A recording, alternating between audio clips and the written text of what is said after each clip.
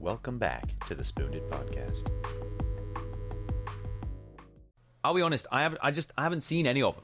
I haven't seen any of them around the UK. I don't know if they're available in the UK. So I don't think they can. I don't think they are because our roads are just too small.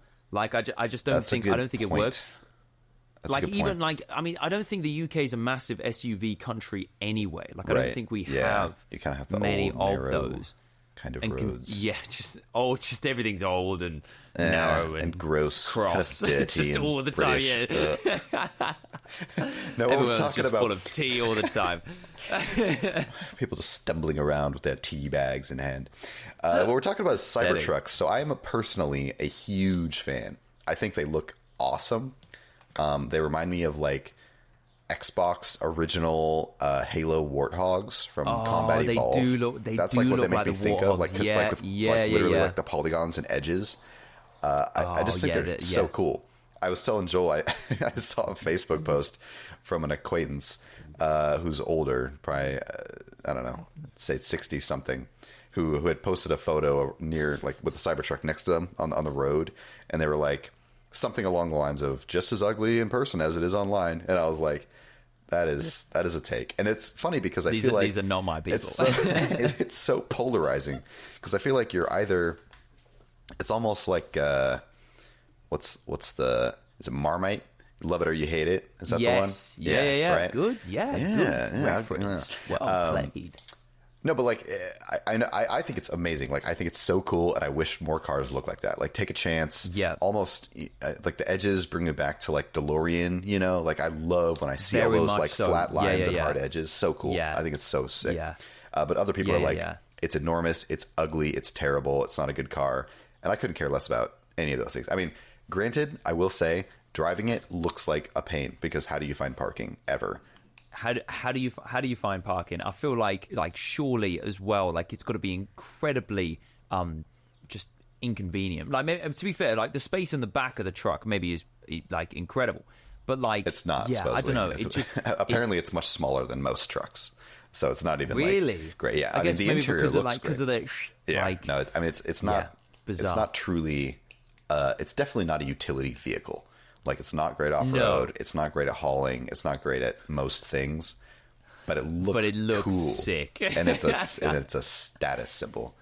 Yeah, no, I think they're great. Because I feel like there's a similar sort of like you said this before. It's either kind of you love it or you hate it. Yeah. Would you say it's a similar thing in the US in terms of Teslas in general? I don't think so. Teslas are shockingly common.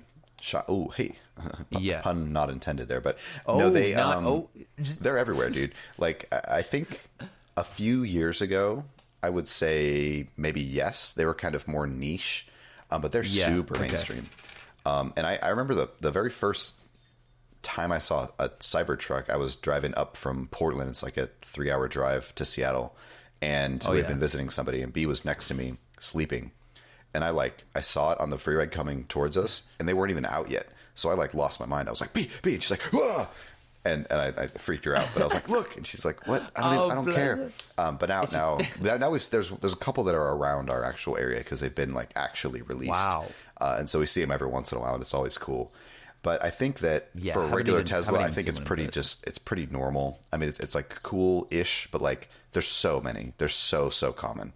So I don't think there's the same stigma Teslas around Teslas and regular electric cars that there is around this one. Yeah. I feel like there definitely did used to be though, and I think it's interesting because I think 100%. In terms of, I think you guys are more further developed in the Tesla journey. I think we're a couple, however far behind, maybe a couple of years or whatever. And so I think that stigma is kind of still there. You see and so I think when people see Teslas, they're kind of just there's some people are they're amazing, and other people are nah, but I mean, to be fair, to see a Tesla or even just an electric car leave the mark that it's on. If someone really goes for it and puts their foot down, they're so quick. Yeah. I was gonna say, have you you guys may have had this for ages, but only recently we've started to have the upgraded Teslas come through with the different front and rear lights. Have you seen those? I think this is on. Is this on the Model S? Is that the base version? Because there's the S, then there's the one that's slightly lower, And then there's the one that looked like the new, like that new Honda supercar. What, like, wasn't that going to be called like the model? I can't remember. I've never seen any of those. Are they even a thing? Are they a thing in the US? The ones I see are the Model S everywhere all the time. Yeah, and is it the Model level? Is it the Model Y? Is the SUV one? I think. Or is it X? I don't know. I'm not up on all of it. Oh no, I think it might be a Model X, but because the Model X one is just a little bit lower and a bit wider and maybe a bit longer as well. It just looks more like a. It just looks more sporty. Maybe we've got different versions. That'd be so weird. Anyways, yeah. But then, yeah. So they've recently come through with like the upgraded front and rear lights on the Model S, which is the base version that we're going for. And they look so sharp. They look incredibly clean. Because I felt that like the last headlights and the last rear lights hadn't aged too well. After a couple of years, I was like, man, they just don't look the part. But then these new ones are like, they look like something out of a spaceship, man. Like they look so cool. Yeah.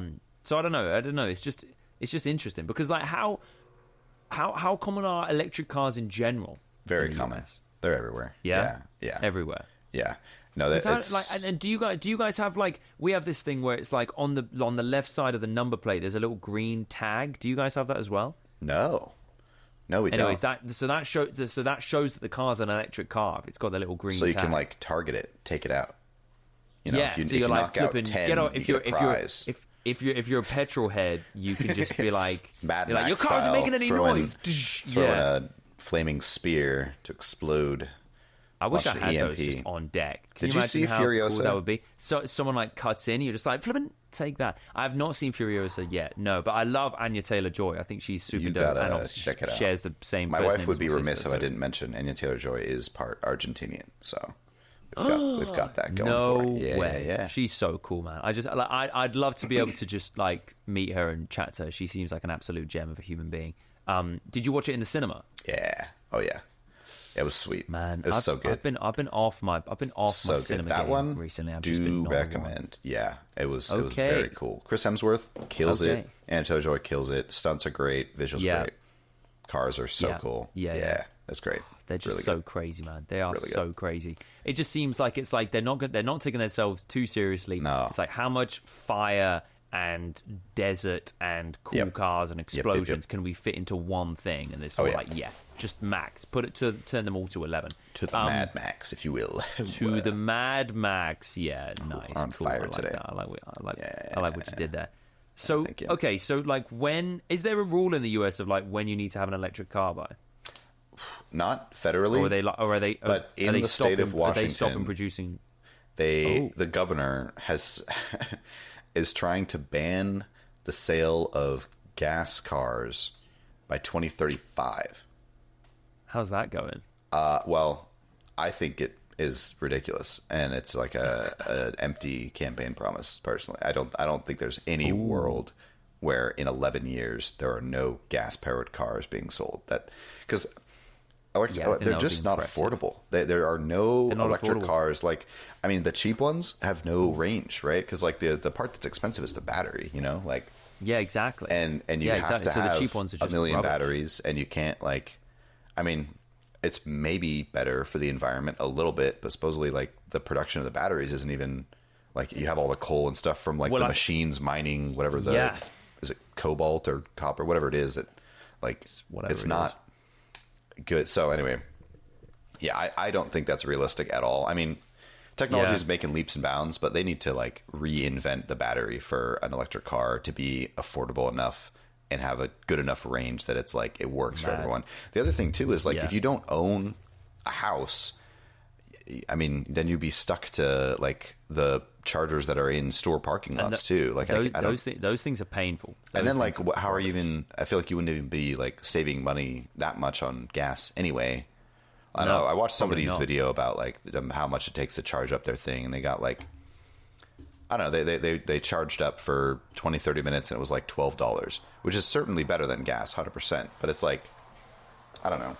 Wow. It doesn't feel like if you can't charge it at home like overnight and start your day with a full charge. Like yeah. I don't know. Yeah, I don't know.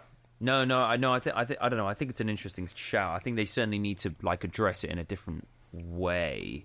I think there was something in the UK about like there were going to be no petrol or diesel cars produced after like the year 2030 or something. Really? Produced either? Yeah, huh? I remember hearing that like a couple years ago. Man. Where they obviously, and then they were going to start phasing out petrol and diesel cars because obviously, like, you know, if you're not making them anymore, well, then that means parts aren't really going to be made. And so if parts are made, you can't fix them. If you can't fix them, you can't drive them. So then you've got to drive something else, or you've just got a bike everywhere. I know. Which is I don't know, which is fair. I was in London not too long ago with some mates of mine, just for a little get together. It was lovely actually, and we noticed like how in shape everyone was. But one of my mates said it's like, look, it's because you walk everywhere, like, and you just take public transport. And I think if public transport was more readily and easily like accessible, yeah, I think that would make a massive, massive, massive difference.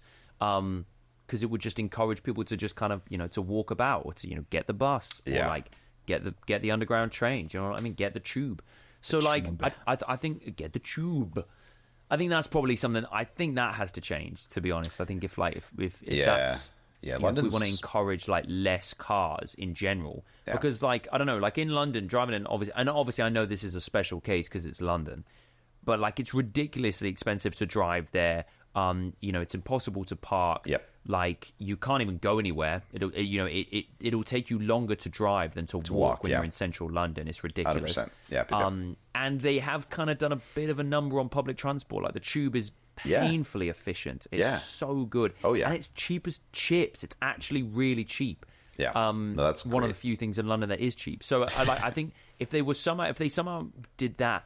But I was thinking about this. I was chatting to a friend of mine just the other day, and I was telling her that even if I was going to go like just around the corner, I'd get in the car. Like I would actually get, like today, I took some stuff to the charity shop, just clothes that I wasn't wearing anymore, and I had to actually tell myself, no, I'm going to walk today because the weather's nice. Whereas I would have usually driven. Yeah, and I'm like that. I don't know. I feel like it's more of like a what can I do? Can I just walk somewhere when it's easier? Obviously, I can't walk to work because it takes me like 40 minutes to drive there. So I can't do that. It would take me years. But, like, I don't know. I guess it's the little things, you know? It's the little things. It's not that, like, you guys are worse. It's just that I'm a little better, you know? I walk to the charity shop. I mean? I donate my old clothes, you know? I donate old clothes that I've washed beforehand, by the way. So, do you know what I mean? Like, sometimes I'll just go out, buy a new jacket, and give it to the charity shop just because that's the kind of guy that I am. Just because I'm just that good. Just that kind of guy. No, and I'll walk there as well. So and I'll carry someone back. Like, you know, that's just how it goes. Oh, wow. What a guy. Joel for president. No, I agree with you 100%. I think Seattle and Washington in general is notorious for having poor public transportation. Like there are buses, they're getting slightly better. I was actually in a classroom yesterday. It was an AP government class, and one of the state senators was like there to speak. Seemed like a very nice guy. John Lovick was his name. And he said that one of his main parts of his platform, he was for education, better roads, and I've blanked on the third thing. But I mean, it's a great platform, right? Like you said, London Tube, painfully efficient, so good, can take you anywhere. Yeah. There's a million of them, and they just go, right? And they're cheap, and they're accessible, and they're easy. Yeah. So good. I think that's unfortunately very rare. And I mean, in America in particular, there's like a car culture, right? Like I think in and there's like they sell you like freedom, right? Like back from like the 70s or whatever it was, you know, like that started that kind of movement and like idea of like, okay, you get your car and now you're free. You can go where you want to go, which is great and very convenient. Like you said, you know, driving around the corner instead of walking to the corner. But it is ultimately, you know, why gas is almost $5 a gallon, which is ridiculous and so prohibitive too.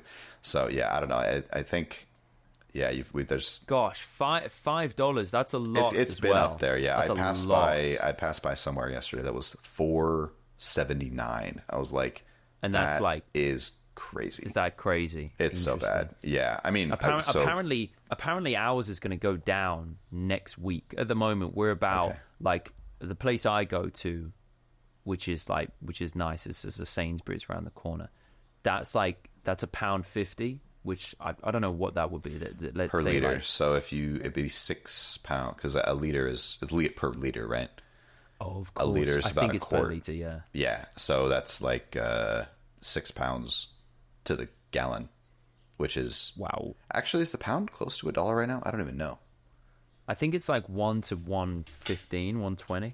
Is it close? Let's see. Because it used to be 1.5. Yeah. British pound. But yeah, man. I don't know. 1 pound, 127. Yeah. So, yeah. You've got it even worse than I do. Wow. Yeah. I thought you guys had it bad. Yeah. But you're driving a Fiesta. What do you get? What's the miles per gallon? Fiesta. To your Fiesta? Yeah. Pretty good. Pretty good. To my knowledge. So I'll fill up like... I don't even know how I'm going to try to work this out, but I can get about like 450 miles out of a full tank. 450? And a full tank cost me like 60 pounds, which is I think like 40 liters. Okay. So is that like... 450 miles on a tank is great. That's phenomenal. That's really not bad. That's really good. I get 330 roughly. Oof. Yeah, and my tank is 18 gallons large. Big. Yeah, it's rough. 18 gallons wide.